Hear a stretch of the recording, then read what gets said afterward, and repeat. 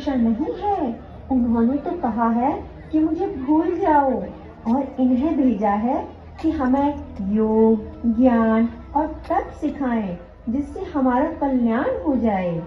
हमारा कल्याण? तप और ज्ञान से हमारा कल्याण होगा? ये किसने बता दिया आपको? हमारा कल्याण तप और जोग से नहीं, केवल संजोग से होगा।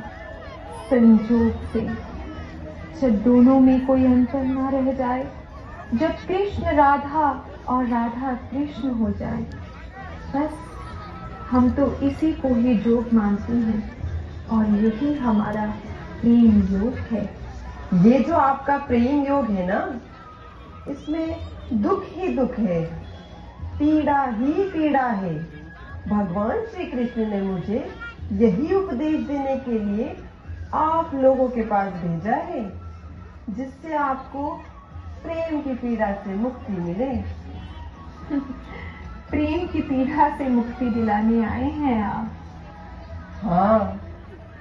परंतु हमने मुक्ति मांगी कब है? किसे चाहिए मुक्ति इस पीड़ा से? ये सब आसक्ति की बातें हैं, अन्यथा जोगन को देह पीड़ा पाना नहीं, आनंद पाना होता है। परंतु आनंद की परिभाषा सबके लिए एक तो नहीं हो सकती। किसको किस बात में आनंद आता है, ये तो सबका अपना अलग अलग दृष्टिकोण है। आनंद का मापदंड सबका अलग अलग हो सकता है, परंतु एक बात निश्चित है, पीड़ा का कोई आनंद नहीं होता। कह सकता है, जिसे पीड़ा में आनंद आए वह कह सकता है। ऐसा कौन पागल है जिसे पीड़ा में आनंद आता हो? एक माँ और एक प्रेमिका।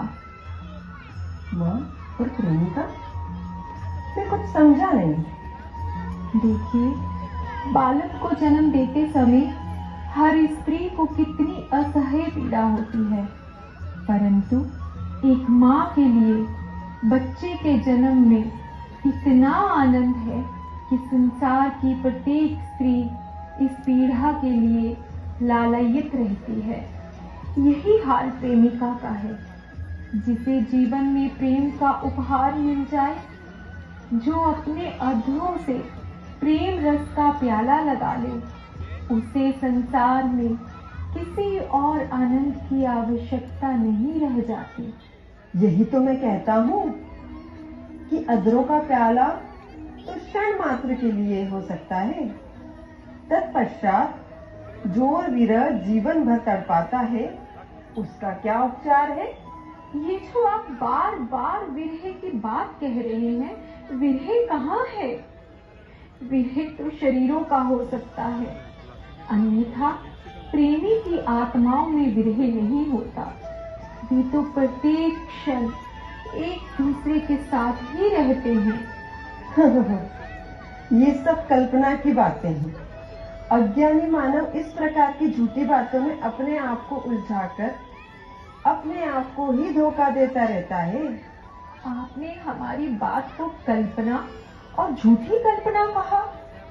प्रेमियों की बात परम सत्य होती है। हमने आपसे कह दिया कि प्रेमी प्रत्येक क्षण एक दूसरे के साथ ही रहते हैं, तो सत्य ही कहा है। ये वो सत्य है जो दिखाई नहीं देता, केवल मन से ही मान लिया जाता है, इसलिए मैं इसे कल्पना ही कहता हूँ। आप देखना चाहते हैं? तो ये देखिए, हमारा कृष्ण हमारे साथ है कि नहीं।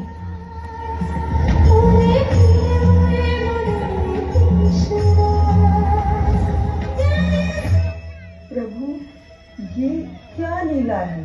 आप यहाँ हैं कि वहाँ? उद्धव भैया, मैंने तुमसे कहा था कि मैं तो केवल प्रेम के वश में हूँ। जहाँ मुझे मेरा प्रेमी बुलाएगा, मैं वहीं हूँ। वास्तव में मैं तो सब जगह हूँ, केवल दिखता नहीं। जैसे अंधकार में पड़ी हुई कोई वस्तु दिखाई नहीं देती और दीपक जलते ही वह दिखाई देती है, उसी प्रकार यदि मुझे देखना हो तो केवल प्रेम और भक्ति का दीपक जलाओ, मुझे वही खड़ा पाओगे।